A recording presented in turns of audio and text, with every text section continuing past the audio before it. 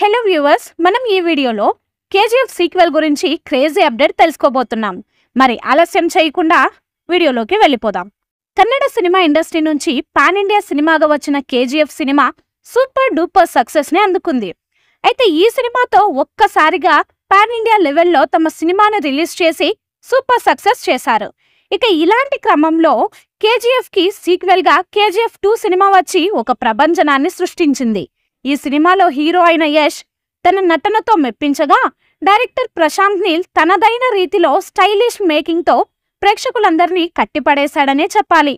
భారీ elevations, emotions మధ్య సాగే ఈ సినిమా సూపర్ డూపర్ సక్సెస్ ని అందుకుంది. ఇక మొత్తానికైతే ఈ సినిమా 1200 కోట్ల వరకు కలెక్షన్లను రాబట్టింది. ఇక దానికి తగ్గట్టుగానే కేజీఎఫ్ 3 సినిమా కూడా ఉండబోతుందని దర్శకుడు కేజీఎఫ్ 2 చివర్లో హింట్ అయితే ఇచ్చాడు.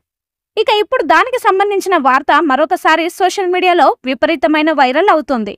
అదేంటంటే, సలార్ 2 సినిమా తీసిన తర్వాత ప్రశాంత్ నీల్ కేజీఎఫ్ 3 సినిమాను తెరకెక్కించబోతున్నాడు అనే వార్తలు కూడా వినిపిస్తున్నాయి.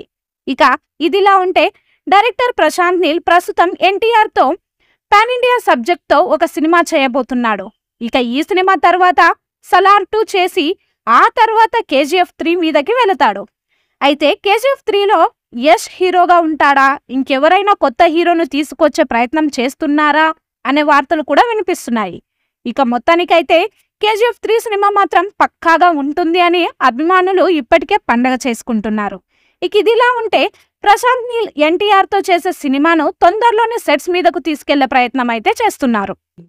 ఈ మూవీపై మీ అభిప్రాయాన్ని కామెంట్ బాక్స్లో తెలియజేయండి. ఈ వీడియో మీకు నచ్చితే లైక్ చేయండి, షేర్ చేయండి, కామెంట్ చేయండి. మరిన్ని అప్డేట్స్ కోసం మన ఛానల్ని సబ్స్క్రైబ్ చేయండి. అలాగే పక్కనే ఉన్న గంట సింబల్ని గట్టిగా టంగ్ టంగ్ అని కొట్టేసేయండి.